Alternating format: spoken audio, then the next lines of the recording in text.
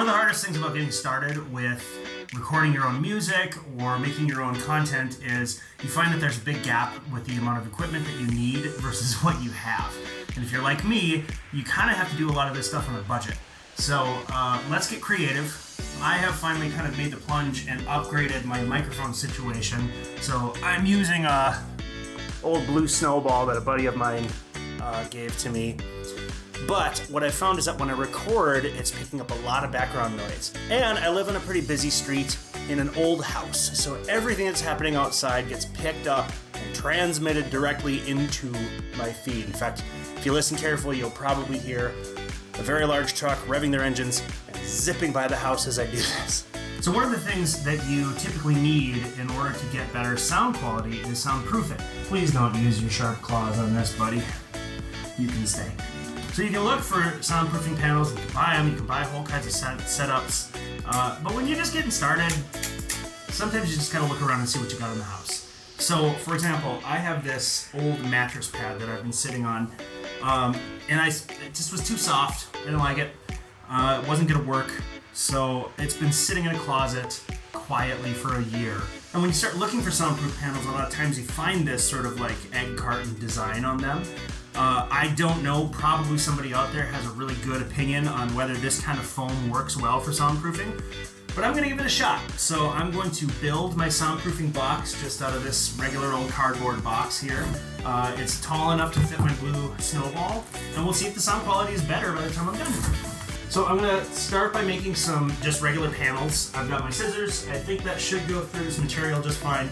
Got my tape measure, of course, measure twice, cut once. Although I do have a bunch of extra material.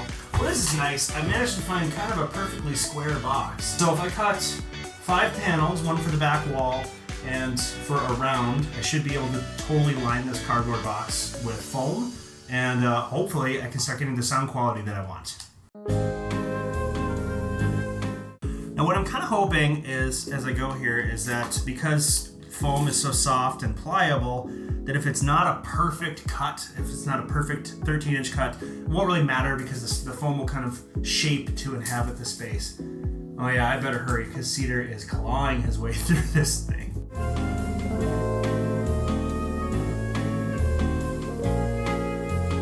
By the way, I should mention that what I do, my particular music, is all Dungeons and Dragons based. I write individual songs for my D&D table based on the adventures we played, and then I turn them into bardic music. Alright, I got my first panel, so I'm going to see how well it fits in the box.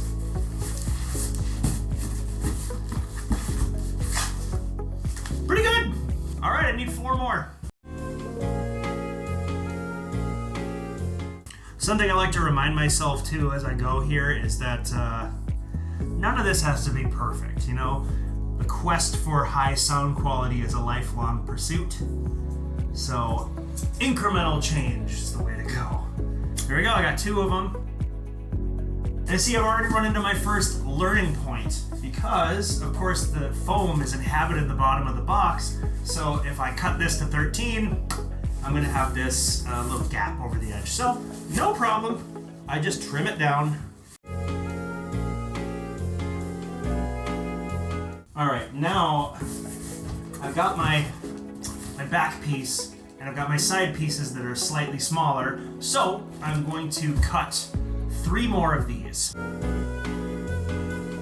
Cedar, I'm putting you in charge of quality control. Come on, cat, you're ruining my stuff.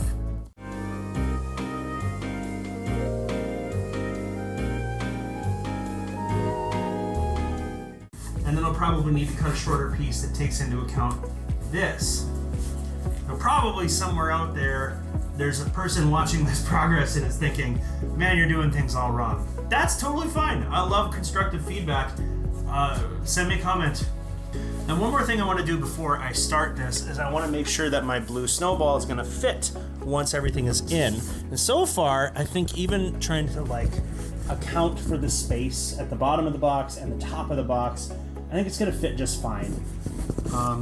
And now I can do a quick little sound test and see if the sound is indeed a little different. This foam takes up a lot of space. I want it to kind of be tight in there so it doesn't fall. Like, I'm gonna find a way to affix it too. I'm not sure if I'm gonna use hot glue, probably hot glue. Hot glue is the best.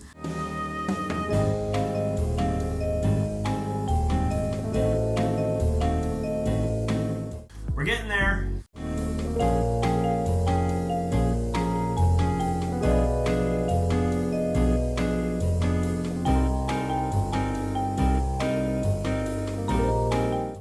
So there we go. We got a little bit of a hole there. Seated, this looks like it would fit you perfectly. Perfect. Perfect cat size shape. That's your best measurement, is using a cat. I've lost my foreman. I think he ran off. He felt very insulted that I'd made this collar for him. That and the automatic food dish just went off, so I think he's off for breakfast. That fits pretty good. That fits a pretty good. All right, so let's see how we did here. We've got our box. We got a little stand for the blue snowball to go into. I will affix the foam to the sides of the cardboard, but I'm going to just stash my blue snowball in there and kind of see what the sound looks like. All right, here we go. And now I've got a sound box that's hopefully gonna stop a lot of the background noise from being picked up on the blue snowball. So for comparison, la da da da da da da da da da, la da da da da da da da da. And there you have it. Creating a studio does not have to break the bank, just get creative. I just imagine myself right now staring into a box and speaking as if, you know, there's somebody in there. What's that? What's that? What? No, you're kidding. Anyways.